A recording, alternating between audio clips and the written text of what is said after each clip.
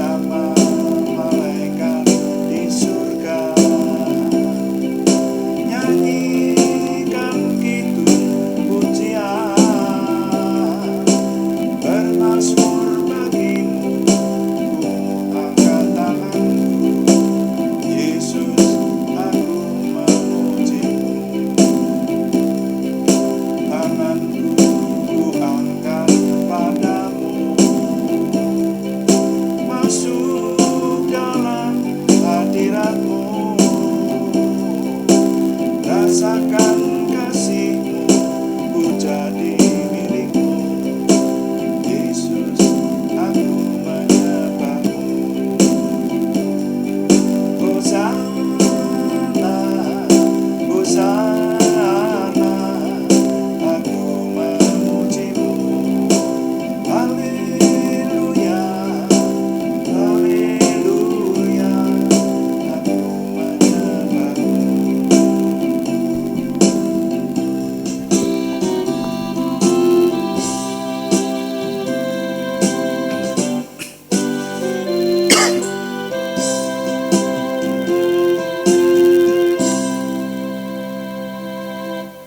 Bapak, kami mengucap syukur untuk malam hari ini. Tuhan memberkati kami, memberi kesempatan kepada kami untuk menyelesaikan doa malam kami. Kami menyerahkan terus kepada Tuhan, sehingga semua yang kami kerjakan ini menjadikan nama Tuhan dimuliakan. Dan ketika nama Tuhan kami muliakan, maka kami percaya sesuai dengan janji-Mu, kami semua akan diberkati. Terima kasih Bapak. Dalam nama Tuhan Yesus Kristus kami berdoa. Haleluya. Amin. Selamat malam Bapak Ibu Saudara sekalian yang sudah bersama dengan kita di sini dalam doa malam hari ini. Saudara, doa malam hari ini diadakan secara iman Kristiani dengan dasar keyakinan kepada Tuhan Yesus Kristus, Yeshua HaMasyiah, Isa alaihi salam, Imam besar agung kami, juru selamat kami. Dan firman Tuhan yang didokumentasikan dalam kitab suci Perjanjian Lama serta Perjanjian Baru menjadi pegangan kami, menjadi pegangan kita sekalian. Nah, saudara sekalian, malam hari ini saya ingin mengajak Anda untuk merenungkan. Saya diilhami dengan renungan pagi tadi dan masih ingin saya lanjutkan. Ya, seperti saudara tahu bahwa doa melalui online ini diadakan 2 kali sehari. Doakan, mohon kekuatan dari Tuhan supaya ini dapat kita lestarikan dan kita diberkati Tuhan pagi maupun sore. Yang tidak bisa ikut doa pagi, bisa ikut doa sore. Yang pagi jam 5 pagi, saudara-saudara, setiap hari Senin sampai Sabtu. Dan yang sore jam 6 atau jam 18 waktu Indonesia bagian Barat. Saudara-saudara sekalian, judul dari renungan malam hari ini adalah menjadi excellent. Menjadi excellent. Excellent itu yang terbaik, the best, ya. Yang terbaik, menjadi yang terbaik. Siapapun kita, saya rasa tidak ada seorang pun dari kita yang tidak ingin menjadi yang terbaik. Apapun hidup kita, maka menjadi yang terbaik itu juara, unggulan itu diingini oleh setiap orang. Nah, bagaimana firman Tuhan berbicara, kecuali yang sudah meneliti firman Tuhan bersama dengan saya setiap hari, saudara-saudara. Jadi kita sudah meneliti kalau yang doa pagi itu dari kitab Kejadian akan kita habiskan sampai kitab Wahyu. Tapi yang sore itu saya menanti pertanyaan dari Anda. Kalau ada pertanyaan nanti kita akan jawab di renungan malam ini, saudara. Nah, saat ini temanya bebas yang doa malam itu. Jadi temanya bebas, makanya ini temanya menjadi excellent. Mari kita baca dulu firman Tuhan berkata di Kolose pasal 3 ayat 23. Sebetulnya ini ayat-ayat ini banyak berbicara mengenai rumah tangga. Tapi ayat 23 dan 24 itu luar biasa memberitahukan hal kepada kita. Mari kita baca. Firman Tuhan berkata, apapun juga yang kamu perbuatlah dengan segenap hatimu, seperti untuk Tuhan dan bukan untuk manusia. Kamu tahu bahwa dari Tuhanlah kamu akan menerima bagian yang ditentukan bagimu, sebagai upah. Kristus adalah Tuhan dan kamu hambanya. Sampai di situ pembacaan saya. Wah, semakin saya mendalami firman Tuhan ini, semakin saya mendapatkan hal-hal yang luar biasa. Bagaimana di sini dikatakan, apapun yang kamu perbuat, perbuatlah dengan segenap hati, seperti untuk Tuhan dan bukan untuk manusia. Saudara bisa merenungkan hal ini, bisa menghayati dalam hidupmu. Mari kita terapkan dalam hidup kita, saudara-saudara sekalian. Jadi kalau firman Tuhan berkata, apapun juga yang kamu kerjakan, apapun juga yang kamu perbuat, lah ya di sini dikatakan. Ayo, sekarang saudara sedang mengerjakan apa? Dan di situ dikatakan begini, jangan seperti untuk manusia loh itu, kerjakan seperti untuk Tuhan. Loh, kalau seperti untuk Tuhan berarti kita kalau mengerjakan tidak main-main. Loh, kalau sama Tuhan sudah jelas itu. Saudara yang sudah bersama dengan saya bertahun-tahun ini, setidaknya ini tahun kedua saudara ya, bergumul merenungkan firman Tuhan, itu kita semakin mengenal Tuhan sekarang ini. Kalau sudah berhubungan dengan Tuhan, jangan main-main, halo. Main-main celaka. Loh iya, loh Adam dan Hawa nenek moyang kita itu hanya disuruh untuk tidak makan buah. Tapi begitu dia makan buah, celaka toh. Sampai anak cucunya terbuang ke bumi. Dia beranak cucu kemudian di tempat tanah yang terkutuk ini. Firman Tuhan berkata seperti itu. Nah, itu hanya seperti main-main. Soal makan aja kok. Tapi kalau sama Tuhan jangan main-main. Ya, makanya kalau di sini ada perintah, apapun juga yang kamu perbuat, ya, perbuatlah dengan segenap hati, seperti untuk Tuhan dan bukan untuk manusia. Nah, jadi mari kita renungkan ini dari satu ayat ini dulu saja. Apapun juga yang kamu perbuat. Sekarang ini Anda sedang berbuat apa? Mari dalam hidup ini kita memerinci, mencari anatomi gitu loh. Dalam hidup kita ini ada namanya tugas utama, tapi yang kedua nanti ada namanya tugas sampingan atau tugas sesaat. Ya, sebut saja. Para pelajar dan mahasiswa, tugas utama Anda apa? Belajar. Pegawai-pegawai kantor, entah itu kepala ataupun staf, tugas utama Anda apa? Mengerjakan pekerjaan di kantor Anda, di perusahaan Anda. Ya. Lalu apalagi? Ayo sebut beberapa posisi yang Anda punya. Pengusaha, tugas utama Anda apa? Mengerjakan tugas-tugas sebagai komisaris perusahaan, pemilik perusahaan. Bahkan ada banyak pemilik perusahaan yang terjun sendiri menjadi direktur pelaksana. Kalau Anda punya toko, sebetulnya sebagai pemilik Anda itu dewan komisaris namanya, itu mungkin komisaris utama. Tapi banyak sekarang yang sebagai pemilik toko juga menjadi kasir kan. Nah, itu Anda merangkap namanya jadi kasir atau jadi direktur pelaksana. Nah, tugas utamanya apa? Memperluas, memperbesar, memajukan perusahaan Anda. Oke. Lalu yang tidak punya pekerjaan-pekerjaan seperti itu, katakanlah ini namanya pekerjaan yang menyangkut karir seperti itu. Karena nanti yang karir ya pemborong, ayo pemborong tugasnya apa? Orang-orang yang bekerja di lembaga tertentu tugasnya apa? Bahkan pelayan Tuhan tugasnya apa? Itu ada tugas utama kan? Tapi kalau ibu rumah tangga tidak punya pekerjaan karir, bukan karyawan kantor, bukan bukan staf. Ya tugas utamamu adalah menyelesaikan pekerjaan sebagai ibu rumah tangga begitu.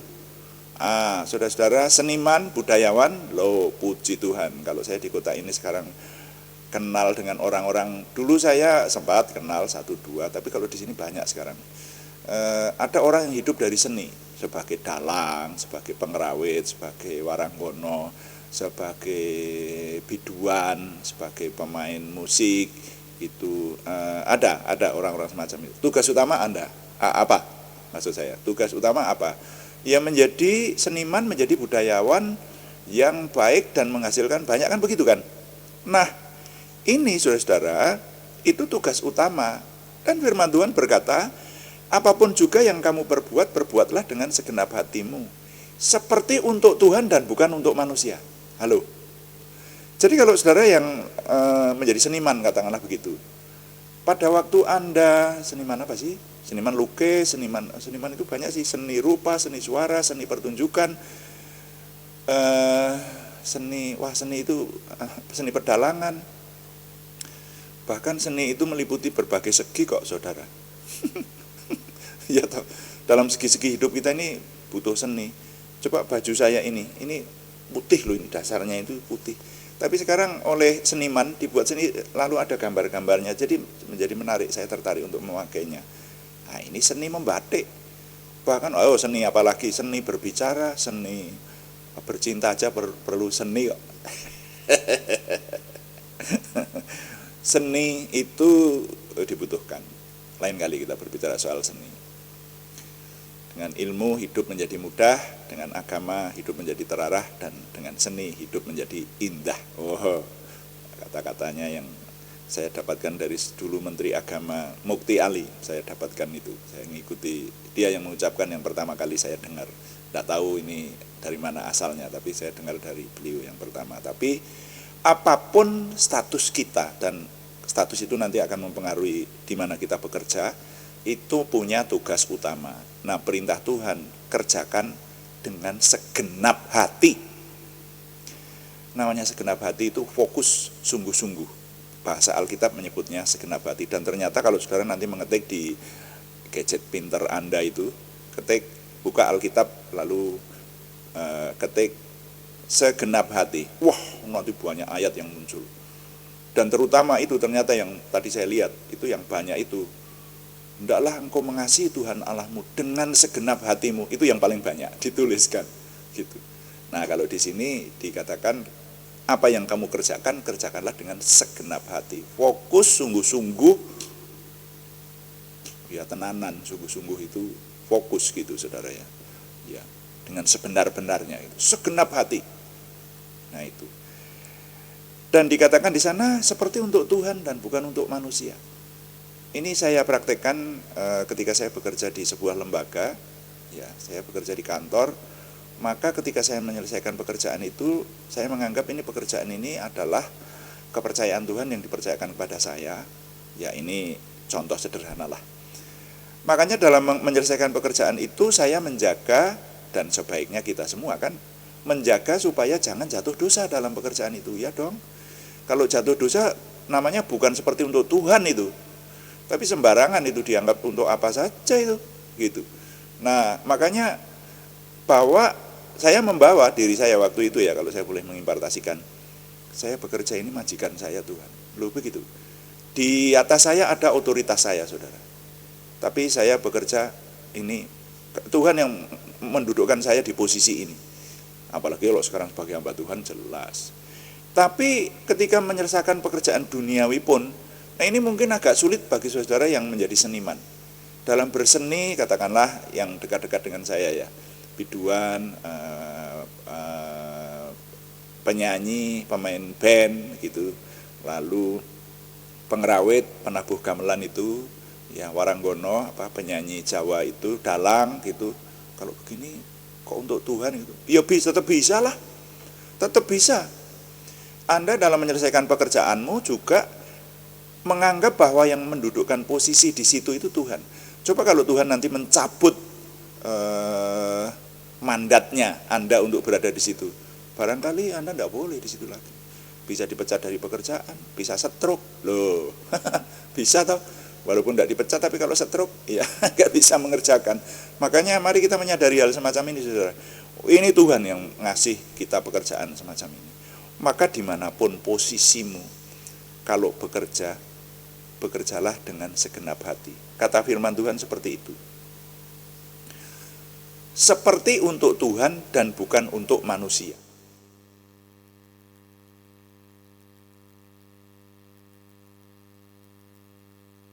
Jadi firman Tuhan memerintahkan kepada kita, kita bekerja itu bayangannya bukan semata-mata tunduk kepada otoritas di atas kita, entah itu atasan, manajer, kepala kantor, ya ketua sinode atau siapalah senior di atas kita, bukan semata-mata itu. Tetapi ada Tuhan yang menjadi majikan utama kita. Itu sudah sejak lama saya hayati. Makanya nanti kalau dalam suatu lembaga saya mendapatkan hasil yang sedikit, lebih sedikit dari yang saya harapkan. Loh, ini benar, ini pernah terjadi dalam hidup saya. Saya merasa, wah kok seperti tidak seimbang ya. Nah, tapi sepanjang saya masih mau bekerja di lembaga itu, ya tadi, kerjakan seperti untuk Tuhan dan bukan untuk manusia. Bayangan saya waktu itu, saya bekerja, majikan saya bukan semata-mata senior saya ini kok, tapi majikan saya adalah Tuhan. Jadi ketika hati saya, ini masalah hati saudara, mengelola hati. Kalau hati ini berkata bahwa yang saya kerjakan itu untuk yang maha kuasa, diletakkan di sini, pasti ada maksud tertentu, saya cari itu. Makanya sejak dulu, kalau sudah memiliki prinsip semacam ini, pengalaman saya, itu pikirannya fokus kepada Tuhan. Makanya sampai akhirnya ya dibawa, akhirnya mengerjakan pekerjaan untuk kemuliaan nama Tuhan. Apa itu? Ya jadi hamba Tuhan, full time, begitu. Karena wah ternyata begini ya, bekerja untuk dunia itu, maksudnya bekerja secara duniawi itu begini ya. Ya kenapa tidak langsung aja saya sekarang mendedikasikan semuanya untuk Tuhan aja. Jadi sekarang saya kalau mengerjakan sesuatu sudah jelas ini pekerjaan Tuhan, ya itu dibawa untuk kemuliaan nama Tuhan seperti itu. Tapi saudara-saudara yang bukan hamba Tuhan, yang bukan pendeta, bukan frater, bukan romo pastor, bukan vikaris, bukan apapun, majelis gereja minimal begitu seperti itu. Tapi tetap prinsip ini bisa kita gunakan, saudara. Kalau kita mengerjakan sesuatu harus dengan segenap hati, seperti untuk Tuhan dan bukan untuk manusia. Dan nanti hasilnya apa? Anda lihat nanti ayat berikutnya itu, saudara. Majikan kita itu Tuhan. Dan ini berlaku bukan hanya untuk tugas-tugas utama. Saya beri contoh ya. Saya punya anak yang bungsu itu masih kuliah, saudara. Ketika masih kuliah, pekerjaan utamanya apa? Tugas utamanya? Ya belajar. Saya berkata, kita yang punya anak-anak yang masih kuliah, tugas utamamu itu belajar. Cepat selesai kuliahnya, lalu nanti menggunakan ijazah yang ada untuk berprestasi lebih baik ke sana. Kan begitu? Ya, itu tugas utama dari anak kita tadi. Nah, tapi di samping tugas utama itu kadang-kadang ada tugas tambahan, tugas sampiran, atau bahkan kadang-kadang sesaat seperti itu. Contoh, nyopir ya. Saya kalau anak saya sedang nyopir, saya berkata, ini sekarang tugasmu itu nyopir loh, kerjakan yang terbaik, seperti untuk Tuhan dan bukan untuk manusia.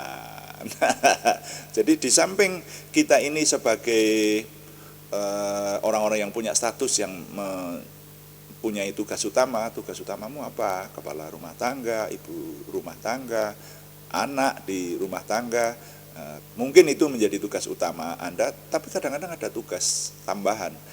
Waktu menyelesaikan tugas tambahan juga, kerjakan yang terbaik.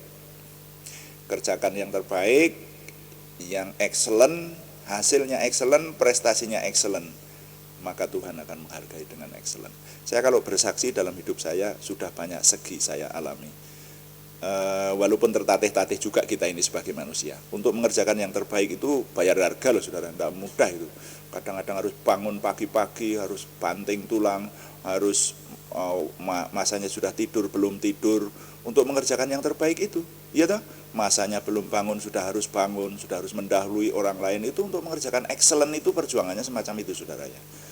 Dan ayat yang ke-24 yang di bawahnya ini berkata, kamu tahu bahwa dari Tuhanlah kamu akan menerima bagian yang ditentukan bagimu sebagai upah. Saudara percaya pada janji Tuhan ini? Wah, ini barusan saya sadari juga. Karena ada ayat lanjutannya ini yang kadang-kadang tidak saya baca, yang saya bacanya ayat 23 aja. Tapi ternyata di sini ada janji Tuhan. Kamu tahu bahwa dari Tuhanlah kamu akan menerima bagian yang ditentukan bagimu sebagai upah.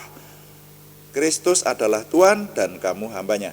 Jadi saudara, kalau saudara bekerja, ikut orang lain, bekerja pada orang lain sebagai majikanmu, dan hanya fokus kepada majikanmu saja, tidak menganggap Tuhan sebagai majikan di atas majikanmu, Anda akan menerima upah, tapi hanya dari majikanmu itu. Itu pengalaman saya, serius nih saya berkata. Tetapi kalau kita berkata bahwa aku punya otoritas di atasku, aku punya majikan, aku harus hormat kepada majikanku, otoritas yang mengatur aku, yang memberi upah kepadaku, aku harus menurut dia, harus taat, bekerja yang paling baik buat dia, gitu, itu harus juga. Tapi di atas dia masih ada majikan dia dan juga majikanku, namanya Tuhan. Jadi ketika saya bekerja ini, saya bekerja yang terbaik untuk majikanku, tapi juga untuk Tuhan. Saya beritahu berdasarkan firman Tuhan ini, Anda dan saya akan mendapat upah juga dari Tuhan. Halo. Jadi bukan hanya dari otoritas di atas kita menerima upah. Nah, siapa yang kita layani itu secara jasmani, kita menerima reward atau imbalan. Tetapi ketika firman Tuhan kita lakukan, kerjakan dengan segenap hati sebaik-baiknya, excellent, supaya kamu berprestasi dengan excellent, maka kamu akan menerima upahnya dari majikan duniawi yang kita ikuti. Tetapi kalau kita sebagai orang beriman memiliki sebuah konsep bahwa kita juga bekerja baik untuk Tuhan dan bukan hanya sekedar untuk manusia, firman Tuhan berkata, saudara dan saya akan diberi upah dari Tuhan juga. Wah, luar biasa. Ini loh saudara, ini yang tidak setiap orang bisa merenungkan sampai sedetail ini. Makanya hanya 2 ayat, tetapi bagi kita bermakna dalam untuk membawa kita hidup berkemenangan lebih lagi. Yang setuju katakan amin, sehingga hidup kita berkemenangan. Nah saudara, lalu nilai yang saya ketengahkan melalui sebuah kalimat bunyinya, apapun posisi yang didapatkan, kerjakan tugas utama dengan prinsip menghasilkan prestasi terbaik atau excellent. Sekali lagi, apapun posisi yang didapatkan, kerjakan tugas utama, tentu juga ditambah dengan tugas tambahan tadi ya. Apapun posisi yang didapatkan, kerjakan tugas utama maupun tugas tambahan dengan prinsip menghasilkan prestasi terbaik atau excellent, maka upahnya kita terima dari Tuhan. Tuhan dipuji, amin. Mari kita menyembah Tuhan, lalu melayani Tuhan dengan doa. Dan saudara sekalian, kita akan berdoa syafaat, juga mendoakan nama-nama yang dalam minggu ini masih dikirim kepada kita untuk didoakan. Jadi menyembah Tuhan,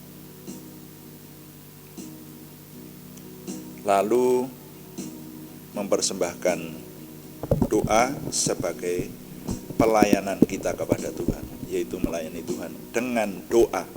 Rasanya enggak banyak yang punya prinsip semacam ini, tapi saya berprinsip melayani, berdoa itu melayani Tuhan. Mari kita menyatukan hati. Haleluya, amin.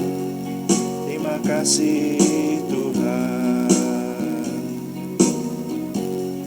Kuduskan tempat ini untuk kami berdoa.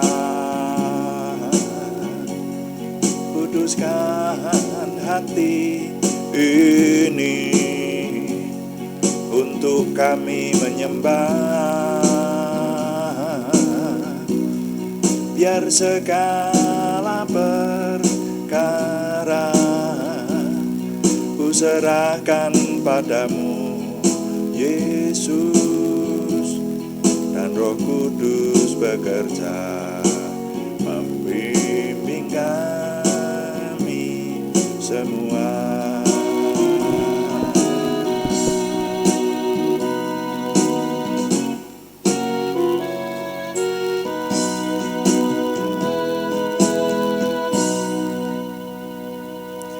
Bapak, terima kasih Tuhan memberkati kami, Tuhan memberikan kepada kami kemampuan untuk semakin mengenal Tuhan dan lebih dekat lagi kepada Tuhan.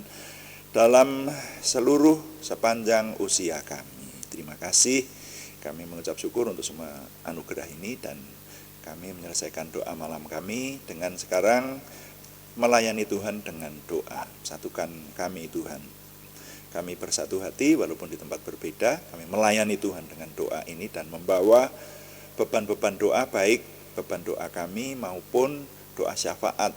Kami menyerahkan bangsa dan negara kami terus dalam tangan Tuhan, Tuhan yang memberikan kesejahteraan. Bahkan juga di kota-kota di mana kami tinggal, Tuhan menolong sehingga kami tinggal di sebuah tempat yang diberi kesejahteraan oleh Tuhan, sehingga Tuhan semakin dimuliakan dalam hidup kami. Terima kasih Bapa, kami juga berdoa untuk pelayanan ini, baik onsite maupun online, di doa pagi, doa malam, ibadah minggu, baik onsite online, juga ibadah sekolah minggu, ibadah youth yang diadakan setiap Sabtu, bahkan juga pondok pujian hari Senin dan Rabu, dan juga hal yang kami rencanakan untuk meningkatkan pelayanan kami kepada Tuhan, Tuhan yang memberikan kepada kami kemampuan untuk memuliakan nama-Mu. Terima kasih. Sekarang kami berdoa untuk nama-nama yang dalam minggu ini masih harus kami naikkan dalam doa karena membutuhkan kesembuhan dari Tuhan. Kami mohon Tuhan,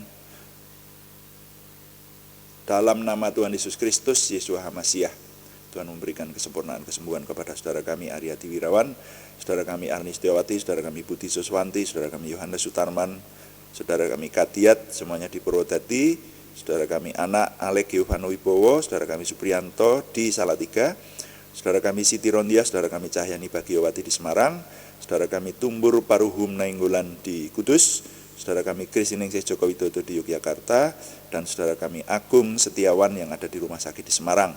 Tuhan memberkati, memberikan kesempurnaan kesembuhan, pemulihan, baik jasmaniah maupun kejiwaan, sehingga semuanya sehat dalam nama Tuhan Yesus Kristus. Kami juga berdoa untuk nama-nama yang belum kami sebutkan lagi, tetapi yang sangat mengharapkan kesembuhan dari Tuhan. Kami mohon Tuhan menjamah, memberikan penglihatan, memberikan pemulihan, memberikan